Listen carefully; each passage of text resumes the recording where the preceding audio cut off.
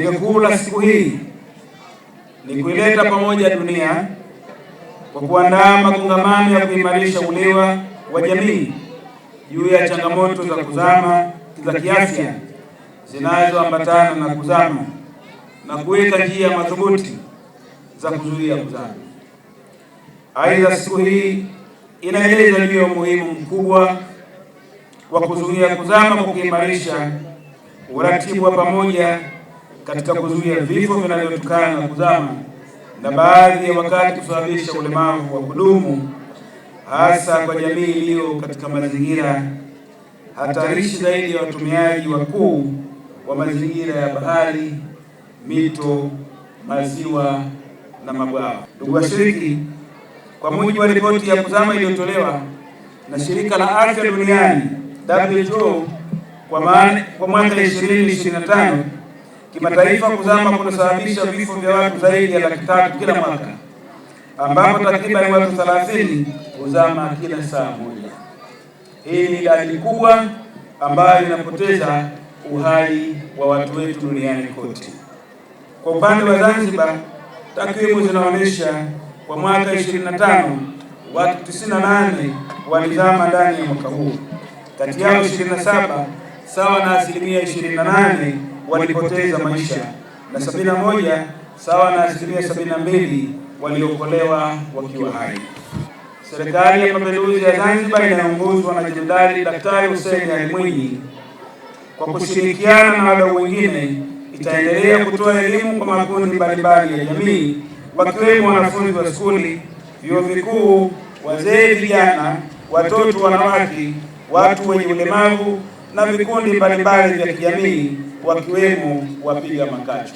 Naomba nisisitize katika maeneo machache kwa wananchi ambao wanazungukwa na maeneo haya na wananchi wote ambao shughuli zao ziko katika maeneo ya maji, wawe tayari kupokea taarifa za mabadiliko ya tabia ya nchi, lakini pia inapotokea tahadhari ya hali ya hewa wawe tayari kupokea. Waachane na dhana ya hamiliki za ukaidi na kusema hayo ni mambo ya majaliwa. Siku zote tumekuwa tukipata athari kwa sababu ya kupuuza taarifa zinazotolewa na mamlaka ya hali ya hewa juu ya nini kinaenda kutokea ama baharini au katika maeneo mengine ikiwemo upepo mkali na dhoruba.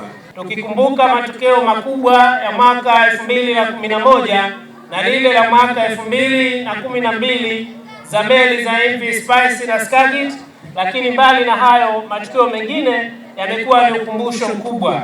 Mheshimiwa mgeni rasmi, hivi karibuni wilaya ya Magharibi eneo la Mbuzini tumepoteza watoto wetu watatu wenye umri wa miaka 12 hadi 16. Ni watoto wa kiume hawa ambao ilikuwa ni taifa tegemezi. Mheshimiwa mgeni rasmi, kutokana na mazingira mengi ya kuzama na sisi kama sehemu ya visiwa tumeona kuna haja kubwa ya kuadhimisha siku hii kutokana na mazingira yetu ya bahari, lakini mabonde yenye kutuama maji. Kwa hiyo inaonyesha wazi kuna haja ya Zanzibar kuadhimisha siku hii, kukumbushana na kuchukua tahadhari, lakini pia kuweka mikakati ya kuzuia kuzama ili kulinda maisha ya wananchi wetu. Today we remember the life we lost to drowning. We stand with families and communities affected and reaffirm a simple but powerful truth: drowning is preventable.